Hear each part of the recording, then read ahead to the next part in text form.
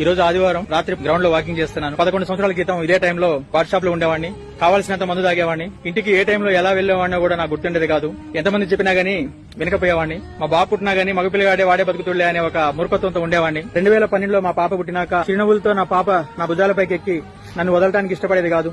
నేను కనపడగానే పరిగెత్తుకుంటూ నా దగ్గరకు వచ్చి నన్ను గట్టి కౌగులించుకుంటూ ఉండేది. పిల్లల కోసం బ్రతకాలనే కోరిక నాలో గట్టిగా పెరిగింది.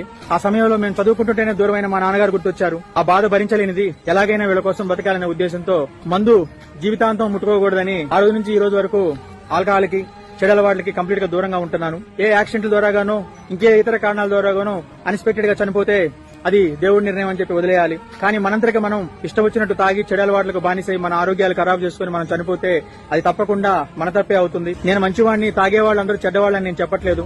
కానీ మన కోసమే బ్రతికే భార్య పిల్లలు తల్లిదండ్రులు ఉన్నప్పుడు మనం వారి కోసం బ్రతికేలా జీవితాన్ని తయారు చేసుకోవాలని అందరినీ కోరుకుంటున్నాను.